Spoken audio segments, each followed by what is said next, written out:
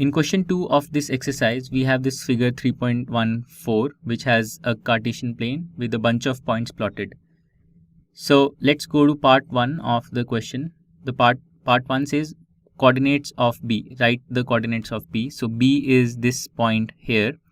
Now to get the coordinates of any point, we have to find its distance from the y-axis, which gives us the x-coordinate, and then its distance from the x-axis, which gives us the y-coordinate.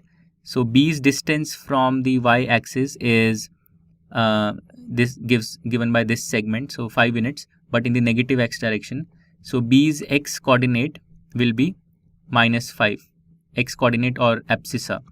The x-coordinate of any point is also called abscissa, and B's y-coordinate will be given by its distance from the x-axis, which is given by this segment. So that's 2 units in the positive y direction. So the y coordinate will be 2. So the coordinates of B are minus 5, 2. Now let's go to part 2, where we have to write the coordinates of C. So C is this point here. So first let's get the x coordinate of C, for which we will have to take its perpendicular distance from the y-axis. So that's given by this segment, which is 5 units in the positive x direction.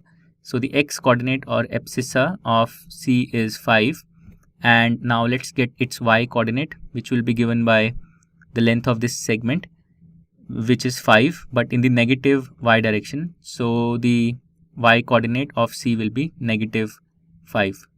The y coordinate, by the way, is also called ordinate. So the x coordinate is 5 and the y coordinate or ordinate is minus 5 for the point C.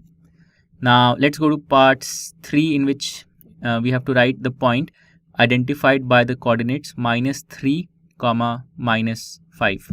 So we have to go minus 3 units in the x direction, so here like this, and then minus 5 units in the y direction like this. So we end up reaching this point E. So the point with the coordinates minus 3, minus 5 is the point E. Then in part 4, we have to write the point identified by the coordinates 2, minus 4. So from the origin, let's go 2 units in the x direction and then minus 4 units in the y direction. We end up reaching this point G. So G has the coordinates 2, minus 4. So that's the answer for part 4. In part 5, we have to write the abscissa of the point D. What is the point D? It is this point here. And we have to write its abscissa or its x coordinate, which we can write by taking its distance from the y-axis, perpendicular distance from the y-axis, and that's in the positive x direction, 6 units. So the abscissa of the point D is 6. Then we have to write in part 6 the ordinate of the point H. So point H is here. We have to write its ordinate. Ordinate is the y coordinate. And to find the y coordinate, we have to take its distance from the x axis. So this is that distance, 3 units, but in the negative y direction. So the ordinate of H will be negative 3 because it's in the negative y direction. Then in part 7, we have to write the coordinates of the point L. So the point L is this point here on the y axis.